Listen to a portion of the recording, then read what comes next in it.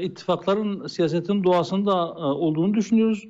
Özellikle de başkanlık sistemi, yani bu yeni hükümet sistemi geldikten sonra bir anlamda bu sistem ittifakları yani bir anlamda zorunlu hale getiriyor. Özellikle başkan seçilebilmek için oyların yarısından fazlasını almak gerektiği için diğer taraftan seçim barajı da bu sefer barajı aşma problemi olan partileri ittifakların içerisine girme ya da bir ittifak arayışı içerisinde olma gibi bir durumla karşı karşıya bırakıyor. Bir anlamda buna zorluyor diyebiliriz. Fakat biz malumunuz 2018 Haziran seçimlerinde biz herhangi bir ittifakta yer almadık. Biz müstakil kendi başımıza bir parti olarak bütün seçim bölgelerinde adaylarımızı göstererek sadece 2 seçim bölgesinde bağımsız adaylarla girmiştik. Diğer 79 ilin tamamında tam listeyle seçimlere tek başımıza girmiştik. Herhangi bir ittifakın içerisinde yer almamıştık. Peki Türkiye genelinde seçimlere girdiğinizi biliyoruz ama etki ve nüfuz alanı olarak Doğu ve Güneydoğu bölgesinde daha ciddi bir seçmen kitlesi olduğunu da biliyoruz efendim. Güneydoğu deyince zihinlerde bir Kürt sorunu canlanıyor. Bir Kürt sorunu var mı sizce? Varsa bu sorun nasıl çözülür? Yoksa Kürt sorunu yok da böyle bir soruna, böyle bir sorun çıkartmak isteyen bir grup mu var? Nasıl düşünüyorsunuz? Aslında biz yani bir mesele var, bir sorun var ama bize göre bu Kürt sorunu değil, bir zihniyet sorunudur. Kürtlerle ilgili, Kürt meselesiyle ilgili devlette bir zihniyet değişimine ihtiyaç var. Kürt halkının bazı meşru, makul talepleri var. Uzun yıllar boyunca, belki 100 yılı aşkın bir süredir Kürtlere yönelik bir red ve inkar politikası, asimilasyon politikası yürütülmüştü. Son birkaç 10 yılda yavaş yavaş bu yönde bir yumuşamaya doğru gidildi. Ama neticede şu anda bir sorun var ama biz bunun Kürt sorunu olarak isimlendirilmesinin doğru olmadığını düşünüyoruz. Çünkü sorun Kürtlerden kaynaklanıyor. Sorun sistemin Kürtlerin kimliğini, onların kültürünü, onların dilini inkar etmesinden kaynaklanan bir sorundur. Fakat bu mesele birilerinin siyaseten nemalanmak için istismar ettiği bir sorun olarak da bizim tarafımızdan görünmüyor. Kısaca bunu söyleyebilirim ama belki daha geniş bir zamanda, belki bir program boyunca Kürt meselesi nedir? Birilerinin Kürt sorunu bizim Kürt meselesi dediğimiz ya da zihniyet sorunu dediğimiz mesele nedir, ne değildir? Çözüm yolları nedir? Bunu uzun uzun tartışabiliriz ama belki bugün bu biraz önce anonsunu yaptığınız diğer başlıklarla birlikte değerlendirdiğimizde belki bu programın süresi bu meseleyi enine boyuna tartışmak için bize yetmeyecek. O yüzden kısaca o kadar değinmekle yetinelim bugün. Siz partinin yeni genel başkanı olduğunuz için bununla ilgili sorular geliyor. Biraz da benim de aklıma geliyor. O sebepten farkındayım. Bu sorun çok derin bir mesele. Bu soru aslında bir programın konusu. Ama en azından izleyenlerin fikri oluşması adına ya da Hüdapar'a sıcak bakan bir seçmen varsa seçmenin nasıl düşündüğünü, sizin nasıl düşündüğünüzü seçmen anlayabilmesi için önemli diye düşünerekten bu soruyu sordum efendim. Yine ara ara izleyenlerimizden soru gelirse o soruları aktaracağım. Çok soru var ama ben bir kısmını aktarmaya çalışacağım. Süremiz kısa. 1 saatlik bir program olacak çünkü. Evet, asıl konumuza geçelim efendim. Asıl konumuzdan bir tanesi Cumhurbaşkanı Erdoğan'la ABD Başkanı Biden'ın NATO zirvesinde görüşmesi. Peki siz bir siyasetçi olarak bu görüşmeyi nasıl okudunuz? Yani aslında bu görüşmeden önce de bu görüşmeyle ilgili olarak biz bir beyanat verdik. Dün görüşmeden saatler önce biz Sayın Erdoğan'a bir çağrıda bulunmuştuk. Bu görüşme işte Türkiye-Amerikan ilişkilerinde yeni dönem, tırnak içerisinde yeni dönem olarak isimlendiriliyordu. Bu şekilde pazarlanıyordu ama biz biliyoruz ki tarih boyunca Amerika'nın diğer bütün milletlerle, özellikle İslam milletleriyle, Müslüman halklarla ve onların yönetimleriyle ilişkileri çok sağlıklı bir ilişki kurma biçimi değil. Amerika'nın 2 tane dostu vardı. Birisi İngiltere'de, birisi Siyonist işgal rejimidir. Bunlardan başka biri de kendi menfaatlerini öncelemek için ara ara dönemsel olarak birileriyle dostluk ilişkisi kuruyor gibi görünüyor. Amerika sözde müttefiktir, dosttur ama özde düşmandır. Kuyu kazar, entrika hazırlar, darbe hazırlar ve o ülkeleri, o dostum dediği İslam ülkelerini karıştırmak için her türlü fitne yoluna başvurur. Amerikan işi budur. Geçmişte böyle yaptı, bugün böyle yapıyor, yarın da böyle yapmaya devam edecektir. O yüzden biz Türkiye'nin Amerika'yı dost ve özellikle stratejik müttefik olarak görmemesi gerektiği konusunda uyarılarımızı yaptık. Bundan sonra da yapmaya devam edeceğiz.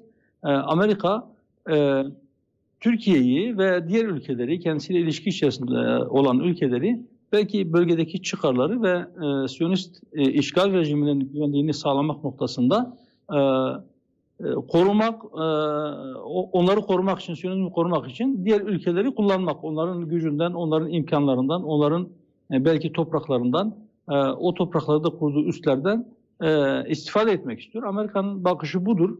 Amerika asla Türkiye'yi veya Türkiye gibi ülkeleri kendisine denk, kendisiyle ortaklık yapabilecek türden ülkeler olarak görmeyecektir. Peki efendim. Bunu bilerek ilişki kurulur. Yani Amerika ile de başka ülkelerle de ilişki kurulur ama bu özellikleri bilinerek belki ilişki kurulması gerekir. Evet. Efendim, şimdi muhalefet olan partiler iktidarda olan partilere göre daha rahat eleştirebiliyor. Şüphesiz eleştirmesi de gerekiyor. İktidarın yanlışlarını da gün yüzüne çıkartması gerekiyor. Bu siyasetin doğasında olan bir şey. Ben şunu sormak istiyorum. Şimdi Amerika ile işbirliğinin sınırlandırılması, minimize edilmesi noktasında herhalde vatansever, vatanperver herkes hemfikirdir. Bugün Amerika ile ne zaman bir yola koyulduysak hep kaybeden Türkiye olmuştur. Bunun da farkındayız. 15 Temmuz gibi bir olayda Amerika'nın nasıl bir eli olduğunu da biliyoruz. FETÖ'yü nasıl kullandığını da biliyoruz. Tarih boyunca darbelerin arkasında Amerika Birleşik Devletleri'nin nasıl olduğunu da biliyoruz. Bu yerinde. Peki iktidarda siz olsaydınız böyle bir konjonktürde Amerika ile ilişkileri sınırlandırma gibi bir durum söz konusu olsaydı nasıl yapacaktınız bunu? Nasıl yapabilirdiniz? Yani bugün bir papaz krizi bile bir papazı vermedik diye ciddi bir yaptırımla dolar bir anda fırladı. Bugün Amerika'nın en ufak bir yaptırımı Türkiye nasıl bir bağımlıysa bir anda doları alt üst edebiliyor. Ülke siyasetini değiştirebiliyor. Başka bir kriz çıkartabiliyor. Böyle bir konjonktürde Amerika ile bağlar nasıl koparılabilir? Siz nasıl yapabilirdiniz bunu? Evet. Şimdi tabii bu 10 yıllara sari bir ilişki var ve bu ilişki sadece siyasi bir ilişki değil. Askeri anlamda sizin aldığınız ekipmanların önemli bir kısmı eğer onlardan almışsanız, bunların yedek parçaları oralardan geliyorsa ya da siz kendi ekonominizi göbeğinden kapitalist sisteme bağlamışsanız, bunun alternatifleriyle ilgili de mekanizmaları oluşturmamışsanız, birdenbire böyle bıçakla keser gibi bütün ilişkileri kesmek bazı sıkıntıları doğurur. Elbette ki nitekim işte sizin de biraz önce söylediğiniz gibi sizin paranız dolara bu kadar bağlıyken ya da sizin dolar cinsinden bu kadar çok dış borcunuz varken siz onların hoşuna gitmeyen bir adım attığınızda sizin ekonominizde çok rahat bir şekilde oynayabiliyorlar. Ama yani daha önce de bir söyledik. Evet, onlara kul köle olmaktansa yeri gelir belki insan onların yapabilecekleri bu nasıl diyeyim işte yaptırımlar, ambargolar ya da işte ekonomik yönden ülkenin ekonomisini çökertme yönünde atacakları adımların zararlarını bir nebze olsun yeri gelir belki göze almak zorunda kalacaksınız. Ama eğer siz bunu belli bir süreç içerisinde bunun tedbirlerini oluşturarak alternatif bir sistem, mesela işte küresel ödeme anlamında bir SWIFT denen bir sistem var. Siz herhangi bir dış ticaret yaptığınızda paranızı o sistem üzerinden geçirmek zorundasınız. Bunun merkezi belki Brüksel'dedir ama Amerikan kontrolündeki bir sistemde siz onlardan habersiz dışarıya bir şey satamıyorsunuz, dışarıdan bir şey alamıyorsunuz veya herhangi bir para transferi yapamıyorsunuz. Bütün bunları düzeltmek elbette sadece belki bir ülkenin de işi değildir. Ama biz alternatif olarak şunu söylüyoruz. Bugün işte 15 Haziran D8'in aynı zamanda kuruluş yıl dönümü. Evet. Eğer D8 İslam ülkeleri arasındaki o işbirliği için o ilk atılan adım, o belki çekirdek oluşum, daha sonra bu D8, D20 olsa, D50 olsa, D55, D57 olsa bütün İslam ülkelerini kapsayacak şekilde bu şemsiye genişlese, hatta diğer bütün mazlum milletleri de kendi şemsiyesi altına alsaydı, aradan geçen bu süre içerisinde bu yönde daha ciddi adımlar atılmış olabilseydi, belki Amerika'nın bu etkisinden veya onun şerrinden emin olma noktasında biraz daha iyi bir noktada olacaktık. Fakat evet, maalesef ülke sistem içerisinde evet Amerika'nın eli uzundur. Sizin ekonominiz de istediği gibi oynayabiliyor. Neden? Çünkü sizin 100 milyarlarca dolar dış borcunuz var ve bu borcunuz dolar cinsinden küçük bir manipülasyonla bir anda sizin borcunuzu ciddi bir şekilde özellikle dış borcunuzu artırabiliyor. Bunlar risklerdir. İşte bu risklerle karşı karşıya kalmamak için onlar tarafından kullanılan ve yeri geldiğinde vurulan yumuşak karnınızı bir anlamda iyi bir şekilde korumanız gerekir. Evet. Ama inşallah hemen atılabilecek nitelikte adımlar da vardır. Özellikle mesela biz şimdi Amerika'nın Siyonist sisteme, Siyonist işgal rejimine vermiş olduğu destekler ve onları koruma adına Kürecik'te oluşturduğu radar sistemi ve İncirlik üssü başta olmak üzere Amerika'nın göstermiş olduğu hasmane tutumlardan hemen sonra bunların kapatılması gerektiği yönünde biz çağrılarda bulunduk. Şunu da söyledik. Yani şu anda zaten Amerika size dost değil. Hani bu dostluk bozulacak diye korkmanıza gerek yok. Zaten dost değil. Sizi kullanabildiği kadar kullanmak istiyor. Siz onun kullanım alanından çıktığınız anda, yani siz kendi iradenize sahip çıktığınız anda da size zarar vermek için her zaman tetikte bekliyor. Bugün de elinden gelse sizi kullandığı veya kullanabildiği alanların dışında yine size zarar vermekten herhangi bir şekilde imtina etmeyecektir diyoruz ve hükümeti mütemadiyen uyarıyoruz. Evet. Bunun alternatifi İslam ülkelerinin kendi aralarındaki ilişkileri biraz daha güçlendirmesi, kendi aralarındaki ihtilafları bir kenara bırakarak ortak düşmana karşı ortak bir eylem biçimi, ortak bir hareket biçimi ortaya koymaları ve bunu geliştirmeleri gerekir diyoruz. Peki efendim, teşekkür ederim. Konuşmanız içerisinde D8 örneğini verdiniz ve İslam ülkelerinin birliğine vurgu yaptınız. Yani vahdete vurgu yaptınız aslında. Ama şöyle bir durum var. Filistin davası yanı başımızda. Filistin, Kudüs bütün Müslümanlar için en kutsal beldelerden bir tanesi. Kudüs davasında bile bir olamayan İslam devletleri, Kudüs davasına hatta bir olmanın ötesinde ihanet eden, kendini Müslüman olarak tanıyan İslam devletleri mevcut efendim. Bugün 100 yılın anlaşmasına imza anlaşmasıyla ya da normalleşmeyle birlikte ihanet sürecine dahil olarak zarar vermenin ötesinde finansörlüğünü de üstlenmiş durumdalar. Böyle bir kritik davada bile bir olamayan Müslüman ülkeler, kendisine Müslüman olarak diyen ülkeler diyelim ya da nasıl bir birlik ortamı sağlanabilir? Evet, D8 çok önemli, D57 çok önemli. Yani bütün Müslüman ülkelerin birliği çok önemli ama bir Kudüs davasında bile bir olamamış bir Müslüman ülkelerin birliğini, uyanışını nasıl sağlayabiliriz? Şimdi balımız hani D8'e üye olan 8 tane İslam ülkesi bu sizin bahsettiğiniz Kudüs davası üzerinden bütün ümmete ihanet eden ülkelerin dışında olan ülkeler. Yani onların herhangi bir tanesi D8'in içerisinde değil. Bir de şu noktaya belki dikkat çekmek gerekir. Bugün 1 milyar 700 milyonu aşkın bir İslam ümmeti nüfusu var, Müslüman nüfusu var.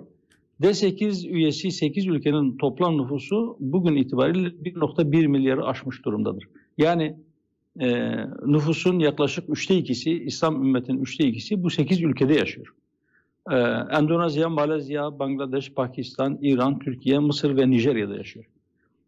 Bunlar eğer gerçekten yani D8 ilk başta kendisine yüklenen anlamda biraz geriye düşmemiş olsaydı veya gelişmeler biraz daha hızlı olmuş.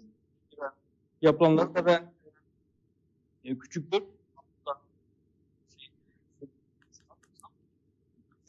Sayın Yapıcıoğlu'nun sesini alamıyorum. Eğer birlik oluşursa bugün ihanetlerini açıkça ortaya koyanlar da kendilerine bir şekilde düzen vermek zorunda kalacaklardı. Şunu da unutmayalım. Evet, belki o ülkelerin yöneticileri orada belki Siyonizmi finanse etme noktasında bazı ihanet adımları atmış olabilirler ama o ülkelerin halkları da Filistinli kardeşlerine sahip çıkma noktasında onlar da bizim gibi düşünüyorlar.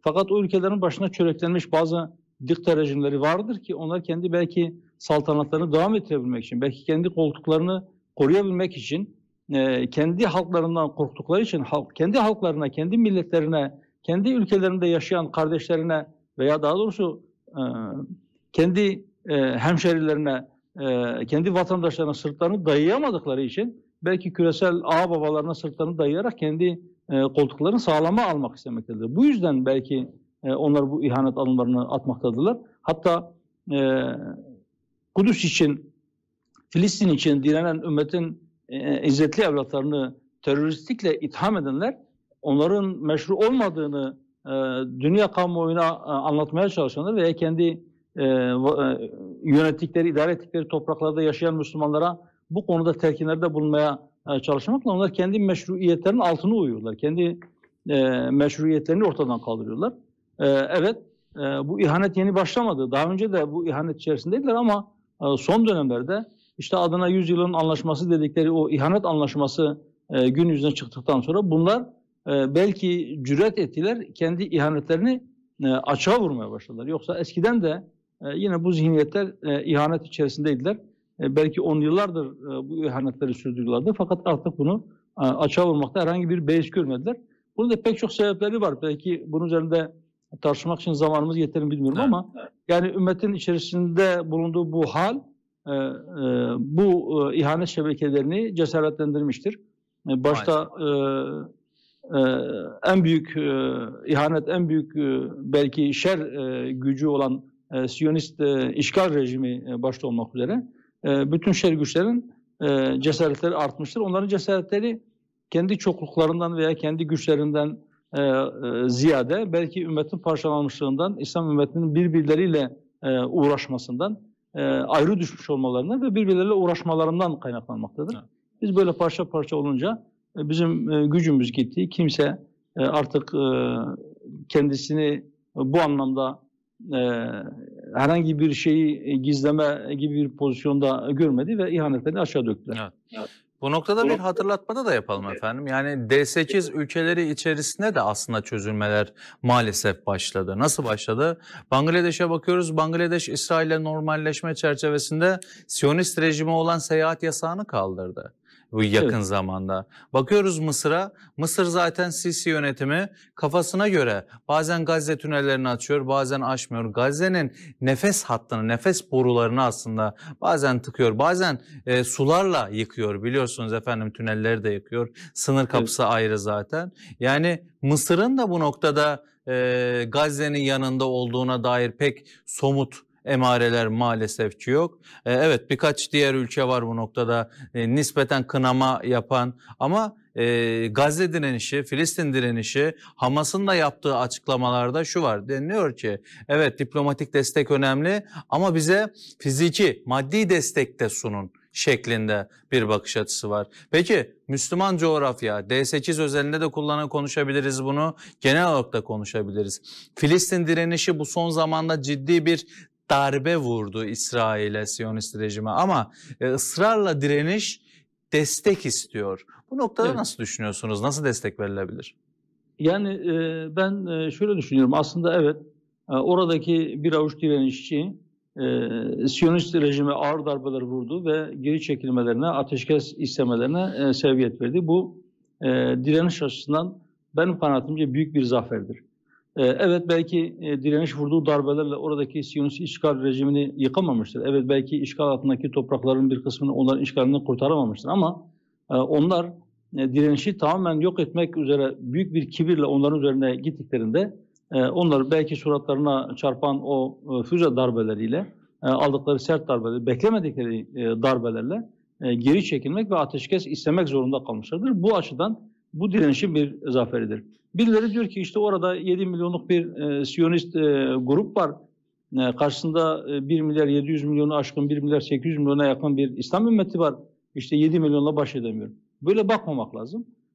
Orada evet 7 milyon Siyonist var ama arkalarında belki 1 milyara yakın bu sefer başka dünyanın süper güçlerinden oluşan, hatta belki dünyanın yarısının desteğini arkalarına almış bir Siyonist rejimden bahsediyoruz ve çok ciddi bir terör şebekesi, aynı zamanda elinde çok ciddi silahlar bulunan bir çete. Neredeyse bütün Avrupa'nın ve Amerikan desteği sürekli olarak arkasında. Çin ve Rusya da en azından onlara zarar verecek herhangi bir adım atmıyor. Ama karşılarında bir avuç direnişçi, birkaç yüz bin belki direnişçi ve bütün çoluk çocuk, kadın ve yaşlılarla birlikte onların sayısına ancak ulaşabilen bir Filistinli grup var ve etraflarındaki o ihanet çemberinden dolayı onlara ciddi anlamda yardım da ulaşmıyor. Ama ulaşabilen o küçük yardımlarla, kendi o zor şartlarında, o dar imkanlarla bu kadar büyük bir gelişme gösterip Siyonizme geri adım atıyorlarsa bu büyük bir şeydir. Evet, mutlaka bizim onlara yardım etmemiz lazım. Bizim onlara yardım etmemiz aslında kendimize yardım etmemizdir. Yani Siyonizme karşı direnenler eğer şehadet şerbetini içmiş olsalar bile onlar kazanmıştır. Ama eğer biz onlara yapmamız gereken yardımı yapmazsak savaşın sonucu ne olduğundan bağımsız olarak biz kaybetmişizdir. Yani eğer biz yardım etmeden oradaki kardeşlerimiz, o dirençli kardeşlerimiz Siyonist işgal rejimini oradan bütün olarak kovarlarsa da eğer bizim bu çorbada bir tuzumuz yoksa biz kaybetmişizdir. Ama eğer biz gerçekten elimizden gelen çabayı sarf ederek onlara yardım edersek ve oradaki bütün kardeşlerimiz tek tek şehit edilse bile hem onlar kazanmıştır hem de onlara yardım etme noktasında elinden gelen çabayı sarf eden kazanmıştır. Bizim dünyamız, bizim hayatımız sadece bu dünyadan ibaret değildir. Bir de Allah'ın yardımını denklemin dışında tutan, onu hesaba katmayan hiç kimsenin de hesabı tutmayacaktır. Eninde sonunda Siyonizm yıkılacaktır ve o işgalciler oradan defolup gideceklerdir. Ne mutlu onlara karşı direnenlere ve direnişe yapması gerektiği gibi yardım yapanlar. Türkiye'nin duruşunu ve desteği nasıl buluyorsunuz? Yani Türkiye'nin duruşu, siyasi desteği, maddi desteği anlamlıdır. Biz bu yönde Türkiye'nin atmış olduğu adımların biraz daha cesaretlendirilmesi için bu adımların takdir edilmesi ve devamını gelmesi için de hükümetin ve Türkiye'deki diğer idarecilerin bu konuda cesaretlendirilmesi gerektiğinin daha doğru olacağını düşünüyoruz. Türkiye iyi yönde güzel adımlar attı. İnşallah bu adımların devamı da gelir. İnşallah yapılan bu yardımlar yarın bir gün daha anlamlı olacak askeri yardımlara da dönüşür. İşte Güvenlik İşbirliği Anlaşması'nın birkaç gün önce Haziran ayının başında hemen 2 hafta kadar önce Sayın Cumhurbaşkanı tarafından onaylanmasını biz önemsiyoruz. İnşallah bu fiili olarak da Filistin'in güvenliğinin sağlanması için adımlar bunun arkasından gelir diye ümit ediyoruz. Peki Filistin davasında yani Türkiye'de bir cenah var, bir görüş var efendim. İşin içine İran dahil olduğunda hemen mezhepçiliğe indiriliyor. Hamas İran'a teşekkür ettiğinde hemen bunu mezhepçi bir saikle ele alıyor ve değerlendiriyor. Bu noktada yani Hamas'ın İran'a ciddi teşekkürlerin olduğunu da biliyoruz. İran'ın Filistin'e verdiği desteği de biliyoruz. Türkiye de destek veriyor ama farklı alanlarda, farklı kulvarlarda destek veriyor. Türkiye'nin desteği daha çok siyasi arenada olduğunu da biliyoruz. İran'ın desteği teknoloji ve silah alanında olduğunu biliyoruz. Bu Türkiye'deki bir bakış açısı dedim ya hani mezhepçi temelde şekilleniyor. Nasıl düşünüyorsunuz bu noktadan?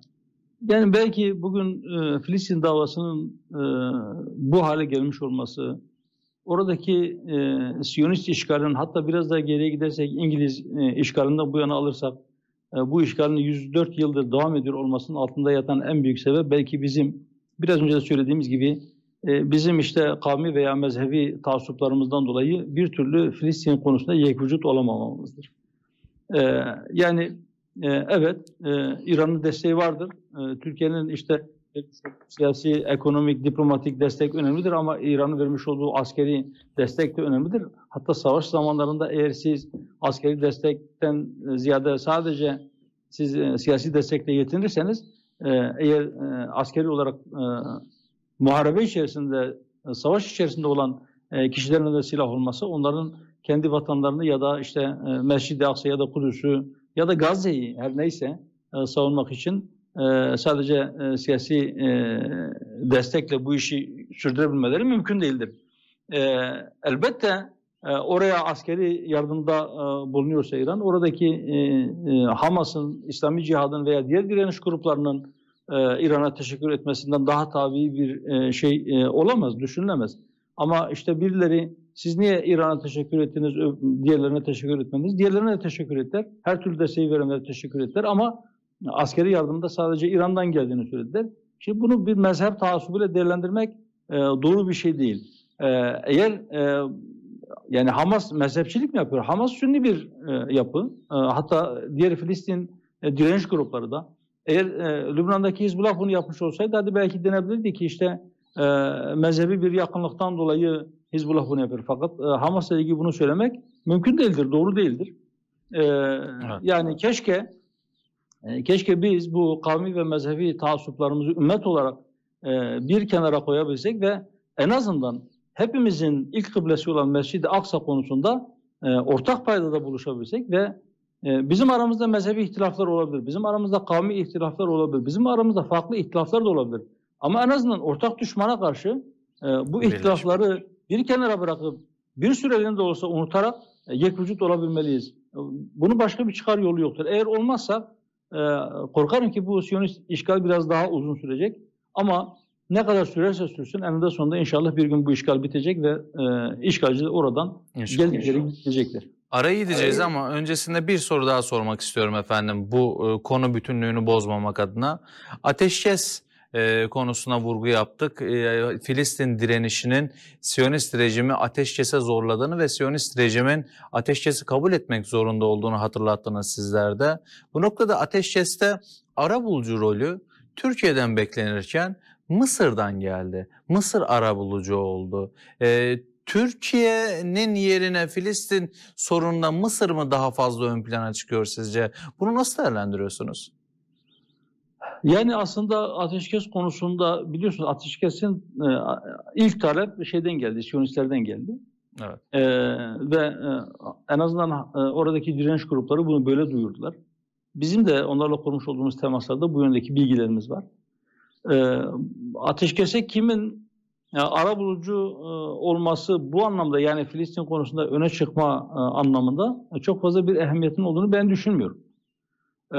Yani Mısır da öne çıkmış olabilir, bir başkası da öne çıkmış olabilir. Amerika da bu konuda bir nasıl diyeyim bir inisiyatif almış, bunu kullanmış olabilir ve hatta diğer bazı Arap ülkelerine de direniş gruplarına ateşkes için baskı yapmış şeklinde Amerika'dan bazı telkinler geldiği yönünde haberler de var. Evet. Bu anlamda yani Mısır çok öne çıktı mı çıkmadı mı önemli değil. Ben Filistin'deki direniş gruplarına yardımı hayırda yarışma olarak görüyorum. Kim bu konuda yarışırsa, kim bu konuda öne geçerse biz ona en fazla en büyük teşekkürü yaparız. Şunu da belirteyim. Birileri belki farklı farklı gerekçelerle, farklı farklı amaçlarla, kendi ajandalarındaki bazı sebeplerle yardımı ediyor olabilirler. Biz zahire bakarız. Zahiren kim Filistin davasına, kim Kudüs davasına, kim Mescid-i Aksa'ya sahip çıkarsa, öyle bir görüntü çizerse biz ona teşekkür ederiz. Ama eğer onun niyeti kendi reklamını yapmak ya da bazı çıkarlar siyasi olabilir, ekonomik olabilir, başka türlü olabilir, çıkarlar elde etmek için yapmışsa o onun hesabı Allah'a aittir. Biz kimsenin kalbini yarıp bakmadık, bakmayız. Biz zahire bakarız. Zahiren kim yardım ederse biz ona teşekkür ederiz. Filistin davasına hizmet anlamında, Kudüs davasına veya Mescid-i Aksa hizmet anlamında kim bir şey yaparsa eğer onun niyeti Allah rızası içinse mutlak surette ben öyle inanıyorum ki Allah onu bu dünyada da aziz edecektir. Ahiretteki ecri zaten belki onun hesabı yoktur. Evet. Teşekkür ediyorum. Allah razı olsun. Sizlerden de hashtag çalışmasını duyurmuştuk. Ekranda da ara ara gösteriyoruz. Yapıcıoğlu'na sorum hashtag ile izleyenlerimiz sorular yöneltiyor efendim. Bu noktada birkaç soru var. Biraz konudan bağımsız gibi ama bu sorular sizin bulunduğunuz parti, partideki konumunuz ve partinin politikası açısından önemli. İzleyenler merak ediyor. Bu sebepten soracağım efendim. Birkaç tane hızlı sormaya çalışacağım. Kısa kısa cevaplar da almayı ümit ediyorum efendim bu perspektifte. İnşallah. Bir izleyenimiz diyor ki şu partiyle asla ittifak yapmayız şeklinde bir rezerviniz var mı? Açık yüreklilikle ittifak görüşmeleri ya da müzakereleri için tüm partilere kapımız açıktır diyebiliyor musunuz? Parantez içerisinde ittifakın gerçekleşip gerçekleşmeyeceğinden bağımsız olarak soruyorum diye belirtmiş izleyenimiz. Evet, İslam'a ve Müslümanlara açıkça düşmanlık yapan hiçbir partiyle biz asla ittifak etmeyiz. Bu bizim rezervimizdir. Bize düşmanlık yapmış, kardeşlerimizin kanını dökmüş ve bundan herhangi bir pişmanlık duymamış olanlarla da ittifak yapmayız. Diğer partilerle ittifaklar olabilir. Açık tabirle HDP ile bir ittifak yapar mısınız? HDP bugünkü çizgisinde olduğu müddetçe onlarla bir ittifak yapmamız söz konusu değildir. Sol bir partiyle ittifak yapar mısınız? Görüşü tamamen yani İslami perspektiften uzak, tamamen seküler yapıda herhangi bir parti olabilir bu. Bütün parti, sol partilerden ittifak yapar mısınız? Şöyle söyleyeyim. Şimdi bir seçim ittifakı olur, bir de siyasi ittifaklar olur. Evet. İttifakları biz ikiye ayırıyoruz. Sadece seçim döneminde birlikte ittifak yapıp bu seçim sonrasında herkesin kendi yoluna gidebileceği türden ittifaklara biz seçim ittifakı diyoruz. Siyasi ittifak ise belki seçimden sonra da ortak bir amaç doğrultusunda birlikte yürüyüşün devam edeceği ittifak olarak kısaca tarif edebilirim. Seçim ittifakları farklı siyasi görüşlerdeki partiler arasında olabilir. Ama biraz önce dediğim gibi İslam'a ve Müslümanlara açıktan düşmanlık yapan birisiyle bir seçim ittifakı da yapmaya yanaşmayız. Peki efendim. Baraj sistemi kalktığında ya da düştüğünde, azaldığında, %10'dan %5'e düştüğünde Hüdapar'ın meclisteki şansı nasıl görüyorsunuz? Nasıl değerli? Muhakkak her parti iddialı bir şekilde yarışa giriyor. Bunun farkındayız. Belli başlı argümanları var. Bunu sonuna kadar kullanmaya çalışıyor. Bunun farkındayız. %5'e düştüğünde ya da baraj sistemi kalkar mı bilmiyoruz. Böyle bir durumda Hüdapar'ın söyleminde bir değişkenlik olacak mı? Hüdapar hem seçimleri hem seçimleri sonucunda seçilecek olan makamları hem de bizatihi partinin kendisini veya siyaset yapmanın kendisini ya da siyaset yapmak yoluyla gelinebilecek olan makamların tamamını nihai hedefi olan ilahi rızaya ulaşmak için, yani Allah'ın rızasına ulaşmak için bir araç olarak görür. Bu şekilde, bu açıklamadan sonra, yani siyasetin olan makamların bir araç olduğu bilinciyle hareket eden Hüdapar her ne şekilde olursa olsun o rızaya muvafık davranmak suretiyle elbette imkanlarını artırmak ve halka hizmeti de hakkın rızasına ulaşmak için bir araç olarak gördüğü için o hizmet makamlarına gelmek için bir çaba içerisinde olacaktır. Ama biz sonuçtan bağımsız olarak biz yapmamız gereken neyse biz onu yaparız. Ve ulaşabileceğimiz en iyi noktaya da ulaşmaya çalışırız. Evet. Ama en iyi nokta bizce en büyük başarı istikamet üzere kalabilmektir. Yolunu şaşırmamaktır. Hak yoldan kaymamaktır. Bizde duamız odur. Ya Rabbi bizi kaydırma, ayaklarımızın kaymasından ve kaydırılmasından Rabbimize sığınıyoruz. İnşallah istikamet üzere biz yürüyüşümüze devam edeceğiz. Nereye ulaşırız, hangi menzile ulaşırız veya hangi oy oranına ulaşırız? Biz ondan bağımsız olarak biraz önce söylediğim gibi doğru çizgi üzerinde takatimizin el verdiği ölçüde ulaşabileceğimiz en iyi noktaya ulaşmak için bir gayret içerisinde olacağız. Bu da benim bir şahsi sorum efendim. Laik bir sistemde yaşıyoruz, seküler bir yapıda yaşıyoruz. Böyle bir sistemde siyasi başarıyla ilahi rızayı aynı paralelde, aynı perspektifte götürülebilir mi sizce? Eğer sizin niyetiniz rızayı ilahi ise siz onun meşru daire için çizmiş olduğu sınırların içerisinde çalışırsanız bütün çabalarınız bir ibadet hükmünde de geçebilir. Yani Allah-u Teala insanları ve cinleri sadece kendisine kulluk etsinler diye yaratmıştır. İnsan bütün hareketleri nasıl kulluk olabilir? İşte bütün adımlarında, bütün hareketlerinde eğer Allah-u Teala'nın çizmiş olduğu helal dairesi içerisinde kalmayı kendisi için bir sınır olarak belirlerse, onun emirlerine ittiba ve onun yasaklarından kaçınma konusunda bir hassasiyet gösterirse o zaman onun bütün hareketleri, belki yemesi, içmesi, oturup konuşması, belki onu sevmesi veya nefret etmesi de ya da onun işte ticareti de, onun muhabbeti de, onun siyaseti de bir ibadet hükmüne geçebilir. Bu her sistemde mümkündür. Evet. Bir sorumuz da izleyenimizden gelmiş yine Mısır'la normalleşme. Şimdi bir yanda Mısır'la normalleşme adımları var. Ülkelerin, Türkiye'nin özellikle normalleşmesine herhalde kimse karşı çıkmaz. Yani sıfır soruna doğru evrilmesine kimse karşı çıkmaz. Gerçek anlamda komşularla sıfır soruna dikkat çekmeye çalışıyorum efendim. Davutoğlu dönemindeki sıfır soruna dikkat çekmeye çalışmıyorum. Bütün ülkelerle Siyonist işgal üzerine kurulu olmayan, geleneksel, yani bütün ülkelerle, bunu İsrail'e ayrı tutabiliriz belki, sıfır sorun olmasını herhalde herkes kabul eder, memnuniyetle karşılar. İzninizle ben bir araya gireyim, ondan sonra siz sorunuza devam edin. Bir konuya itirazım var. İsrail diye bir ülke yoktur. Orası yok. Filistin'dir. İşgal edilmiş Filistin topraklarında işgalci bir Siyonist çete vardır. Ve biz o Siyonist çeteyi devlet olarak tanımıyoruz. O ülke de İsrail değildir, orası da Filistin'dir. Bu düzeltmeden sonra buyurun sorunuza Çok devam edelim. teşekkür ederim. Çok yerinde bir düzeltme oldu. Ben de ona vurgu yapmaya çalıştım. İsrail'de ayrı tuttum. Zaten Birleşmiş Milletler'e sınırını belli etmeyen, sınırını bildirmeyen tek rejimdir, işgal rejimidir. Ama bazen işte anlatmaya çalışırken, yönetim söylerken o anlama evrilebiliyor. Ama vurgunuz... Sizin niyetinizden ben şüphem yok. Ben o Teşekkür anlamda ederim. söylemedim. Teşekkür ederim. Belki o düzeltmeyi yaptı. Teşekkür ederim. Çok sağ olun efendim. Yerinde bir düzeltmeydi. Mısır'la normalleşme. Bir tarafta da Türkiye'nin Müslüman kardeşlerle olan ilişkileri söz konusu. Peki Mısır'la normalleşmeyi nasıl görüyorsunuz? Ve bu normalleşme Müslüman kardeşlere cephe alma şeklinde de söz konusu olabilir. Buradaki değerlendirmeniz nasıl olacak? Yani eğer bu normalleşme eğer İhvan ile bir cepheleşme anlamına gelecekse bu kötü bir normalleşme olur.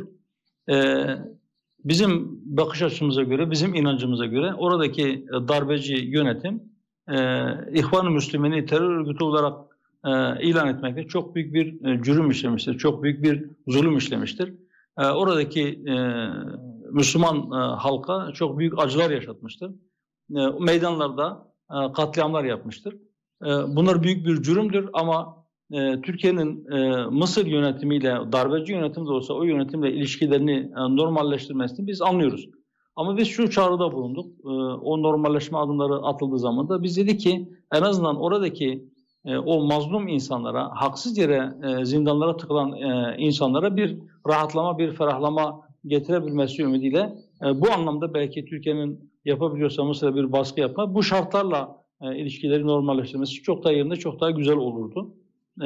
Öyle bir şey olur mu? Onu şimdiden söylemek çok kolay görünmüyor. Bugün yine gelen bir haberde Muhammed Biltacı kamuoyunun tanıdığı bir isim. O ve birkaç farklı Müslümanın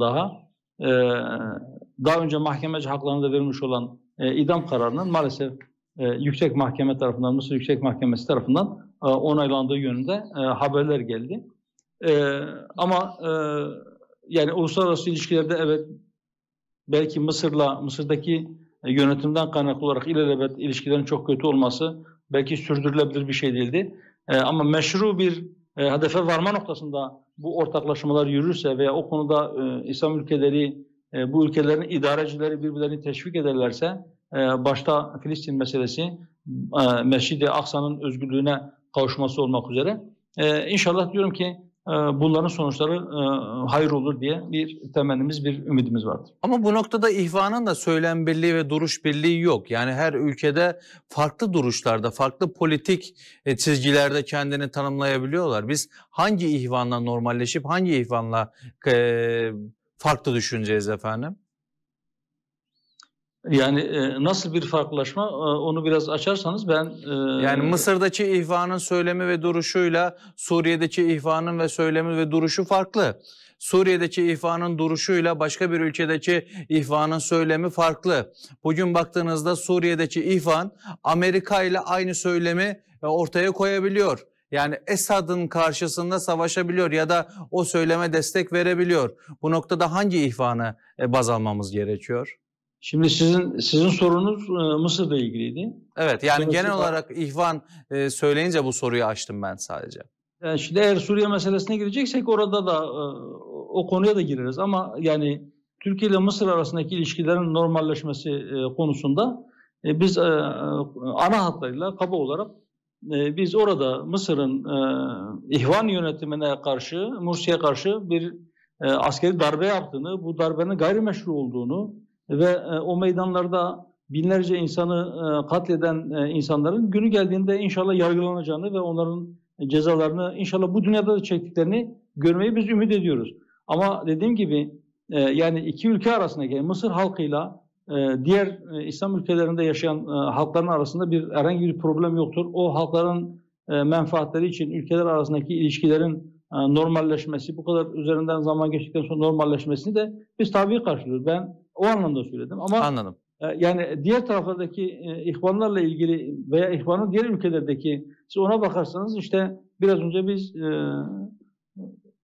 Filistin'deki direniş gruplarından bahsettik. Filistin'deki direniş grupları da aslında bir yönüyle ihvanın en azından bazıları İhvan'ın bir kolu veya İhvan'la birlikte çalışmış. İhvan'ın kurmuş olduğu yapılar.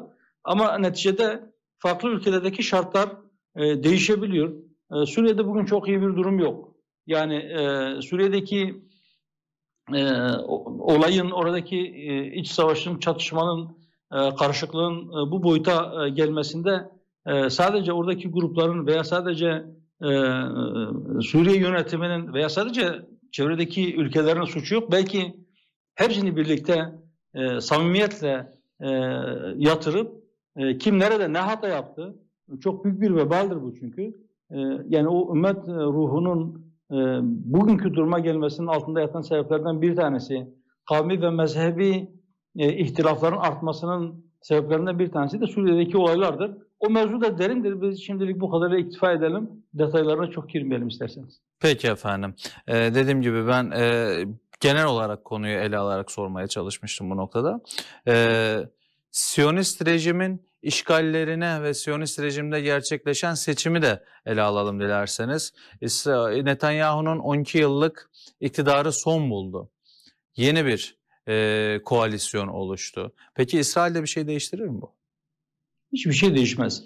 Yani Benjamin Netanyahu'nun 12 yıllık yönetiminin el değiştirmiş olmasını sanki oradaki Siyonist işgal rejiminin sonuymuş gibi ya da Filistin toprakları özgürlüğüne kavuşmuş gibi ya da bundan sonra Siyonistler zulmetmeyecekmiş gibi algılamak ya da bu şekilde anlatmak sadece belki bir algı oluşturma çabasıdır. İşte bugün Mescid-i Aksa'ya yine saldırılar olmaya başladı.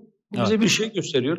Oradaki Siyonist işgal rejiminin yönetiminin başına kim olursa olsun, o koltuklarda kim oturuyorsa otursun, o gayrimeşru yönetimin işte farklı sanki bir devletmiş gibi bazı sıfatlar hangi ismin önüne gelirse gelsin bir şey değişmeyecek. Siyonist'in iyisi kötüsü yoktur. Bütün Siyonistler insanlık düşmanıdır.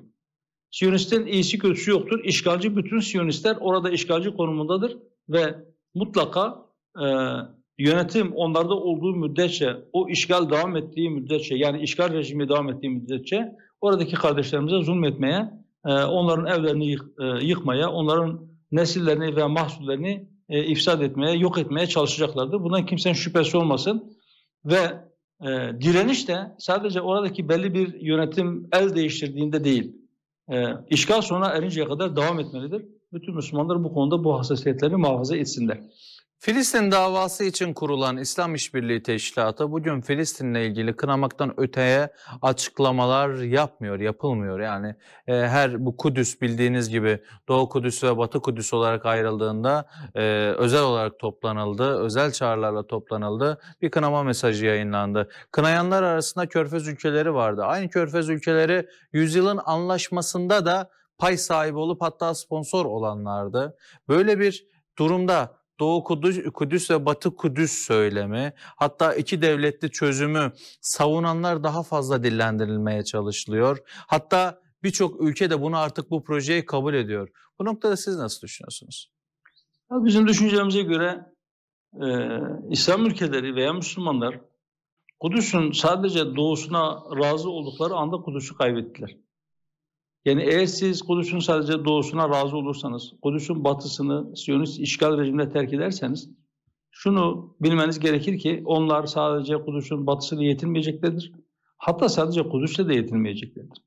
Onlar bir bütün olarak Filistin topraklarıyla da yetinmeyeceklerdir. Onlar kendilerince arz-ı mevut dedikleri Nil'den Fırat'a kadar olan bütün toprakları işgal etmeyi kendilerinde bir hak olarak görmektedirler. Dolayısıyla siz onlara taviz vererek onları durduramayacağınızı hala anlayamamışsanız, siz derken kastım siz değilsiniz. Tabii. Demek istediğinizi çok iyi anlıyorum. Evet. Yani eğer Siyonist rejime taviz vererek onları durdurabileceğini düşünen varsa onlar belki bir akıl sağlıklarını bir kontrolden geçirsinler. Zira Siyonistler oraya yerleştiğinden bu yana sürekli karış karış da olsa, adım adım da olsa mutlaka işgallerini artırma, her gün yeni toprakları işgal etme konusunda ısrarlı ve kararlı bir şekilde kendi siyasetlerini, işgal politikalarını sürdürdüler. İşte Kudüs'ün başkent olarak ilan edilmesi, daha doğrusu Amerika tarafından Kudüs'ün İsrail'in başkenti olarak tanınmasından sonra yine bir olağanüstü toplantı olmuştu. Yine İslam dünyası ayağa kalkmıştı. Yine halklar sokaklara dökülmüştü.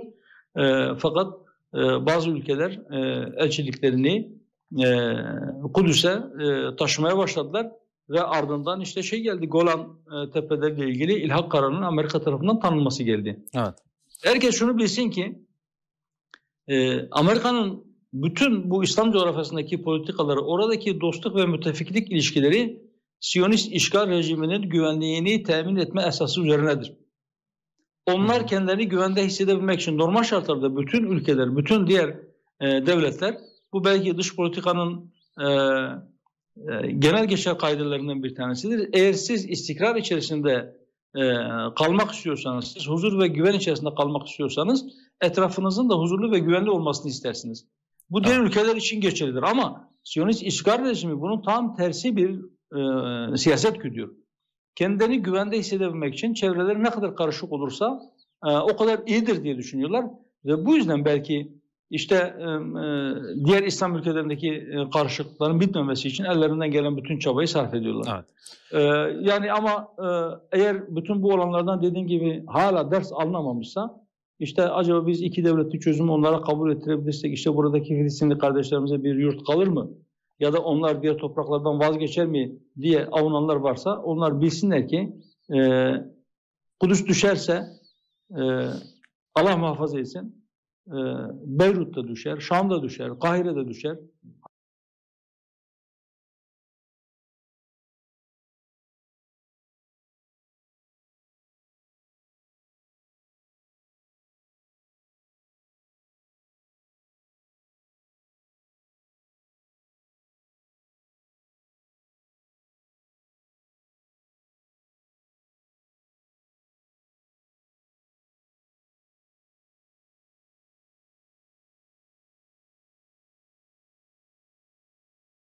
Bütün ihtilafları bir kenara bırakıp Kudüs'e sahip çıkması, Mescid-i Aksa'ya sahip çıkması gerekir. Evet. Sadece Filistinlerin, sadece Arapların bir davası değildir. Sadece onların meselesi değildir o topraklar. Onlar dediğim gibi bütün Müslümanların davası. İlk kıblesidir ve bütün Müslümanların davasıdır. Mutlaka bütün Müslümanların buna sahip çıkması gerekir. Peki efendim. Hep bir söz vardır, bir soru denir ki Arap halklar aslında Filistin davasının yanındadır ama yönetimler Filistin davasına ihanet ediyor şeklinde bir bakış açısı var. Fakat ben biraz gazeteci refleksiyle konuya yaklaşmaya çalışıyorum efendim. Gönül ister ki hep bu söz gerçek anlamda bir tabanı olsun, bir doğruluğu olsun. Geçenlerde bunu dillendirdim. Yine tekrar aynı soruyu bu sefer size sormak ve sizin görüşünüzü almak istiyorum. Efendim ben saptamalarım doğrultusunda, şahsi görüşüm. Diyorum ki eğer böyle olsaydı, bugün Arap halkları, bu adına Arap Baharı diyelim, Arap Sonbaharı diyelim, ne dersek diyelim, sokaklara inip meydanlara milyonlar indiğinde yönetimleri değiştirdiler. Halkı, yönetimleri baskı altında tuttular. Yönetimler ıslahat yapmak zorunda kaldı ya da yönetimin tamamı alt üst oldu. Fakat aynı durumu ben Filistin davasında görmedim. Kudüs davasında görmedim.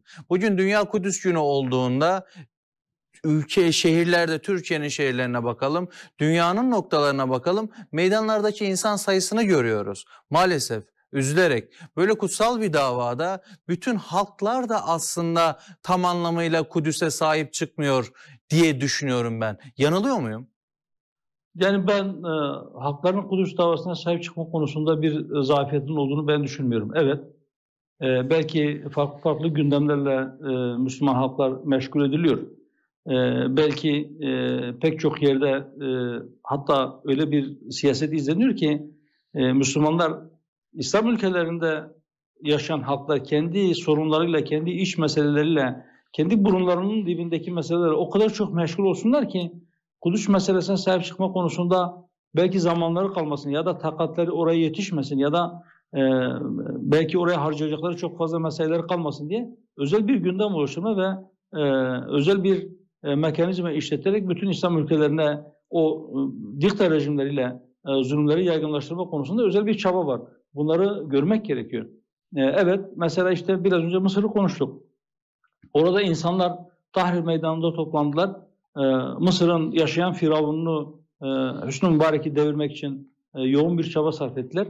Binlerce can kaybı oldu ama neticede orada yönetim değişti. Fakat yönetim değiştikten sonra belki Kudüs davası, belki Filistin davası çok daha rahat bir nefes alacaktı. Belki bugün biz işte Refah sınır kapısını ya da o tünellere su basılmasını konuşmuyor olacaktık. Ama yani eğer Mısır'ın sadece Mısır'dan ibaret olmadığı, Mısır'ın o yönetiminin, Siyonist işgal rejiminin güvenliğini tehdit edebileceği veya Kudüs davasına veya işte Filistin davasına daha fazla sahip çıkabileceği endişesiyle orada bir darbe tertiplendi ve neticede o yönetim yıkıldı. Ama buna rağmen ben inanıyorum ki sadece ihvan mensubu olanlar değil, genel anlamda Mısır halkının, Mısır'daki Müslüman halkın Filistin davasına sahip çıkma noktasında ciddi bir kararlılık içerisinde olduklarını düşünüyorum. Ama neticede işte burada biz biraz önce söyledim. Yani sadece bir ferdi vahit olarak değil, bir siyasi partinin genel başkanı olarak söylüyorum. Filistin için, Kudüs için, Mescid-i Aksa için elimizde ne gelirse yaparız. Evet. Ama şimdi eğer devlet aygıtı bizim elimizde değilse ne yapabiliyoruz? En fazla işte meydanlara dökülüp Kudüs için slogan atıyoruz. Çok haklısınız. Işte, ben de tam olarak oraya gelmek istiyordum. O da işte Gazze yıkıldığında işte bir yardım kampanyaları düzenleyip belki işte cebimizdeki paranın bir kısmını çıkarıp oradaki kardeşlerimize gönderip yıkılan evlerini tamir etmek için ya da onların ilaç ihtiyaçlarını karşılamak için bir miktar maddi yardımda bulunabiliyoruz. Bunun ötesine geçemiyoruz. Yani bugün ben Kudüs için bu yaşımda şu ben veya saçlarımla ben savaşmaya hazırım deyip sınıra doğru yürüsem benim evladıma benim paramla benim vergilerimle giydirmiş oldukları üniformayı giyen evladımın eline yine benim paramla tutuşturdukları bir silahla benim önüme çıkacaklar. Bir dakika diyecekler. Bizim idari sınırlarımız burada bitiyor. Bunun ötesine siz geçemezsiniz diyecekler. Beni durduracaklar. Dolayısıyla bazı şeyler ancak siz devlet olduğunuzda yapabilirsiniz. Yani halkların yapabileceği şeylerin sınırlı olduğunu biz unutmayalım. Ve ümmetin herhangi bir unsuru hangi kavme mensup olursa olsun toptan bir şekilde işte şunlar şöyledir, bunlar gevşektir, bunlar tembeldir veya bunlar şu davaya sahip çıkmıyor şeklinde söylemek bize doğru gelmiyor. Evet, gönül istemiyor. Bazı şeyler, özür dilerim. Hayır, ben siz söylediğiniz anlamında değil. Yani size cevap olsun diye söylemiyorum. Genel anlamda ben çerçeveyi çiziyorum. İslam ülkelerinin idarecileri eğer bu konuda biraz daha cesur olabilselerdi, biraz da belki o Siyonizmin destekçisi olan Amerika'dan veya diğer ülkelerden korkmasalardı veya işte bizim milli menfaatlerimiz zarar görecek diye endişe içerisinde olmasalardı ya da işte iktisadi bazı kaygıları olmasaydı ben inanıyorum ki bugünkü idarecilerin de önemli bir kısmı belki daha cesur adımlar atabileceklerdi ama onları korkutan, onların gözünü korkutan, onların geri durmasını temin eden bir küresel bir sistem var. Bu küresel sistem oradaki idarecilere tabiri caizse parmak sağladığında onlar hizaya geçiyorlar ve kendi koltuklarını koruyabilmek için ya da işte iktisadi, kendi memleketlerinin iktisadi ihtiyaçları veya çıkarları için bazı adımları atmaktan çekiniyorlar. Evet, çok haklısınız. Bu noktada Filistin davası özeline konuya bakacak olursak Kudüs gibi bir davada sizin gibi siyasi partilerin, bizim gibi medya organlarına büyük görev düştüğünün farkındayım. Bu sorumu sorarken birçok yaşadığım örneklemelerle sormaya çalıştım. Biz maalesef Eminönü'nde röportaj yaptığımızda izleyenlerimize Gazze nerede, izleyenler vatandaşlara Gazze nerede diye sorduğumuzda cevap olarak az ileride kime sorsanız gösterir şeklinde cevaplar aldık efendim. Ya da bilmiyoruz cevabını çok fazla aldık. Yani vatandaşların sokağa inmemesi, vatandaşların, Türkiye için söylemiyorum, genel İslam coğrafyası için söylüyorum, yönetimleri baskı altına tutması için biraz da bilinçlenmesi gerektiğini, medyaya ve siyasi partilere ve sivil toplum kuruluşlarına büyük görev düştüğünü aslında vurgulamaya çalıştım. Sizin de söylediğiniz bu noktada çok değerliydi. Süremizin sonuna geldik. Ama bir kapanış cümlesi, temennileriniz bizim için değerli. Neler söylemek istersiniz?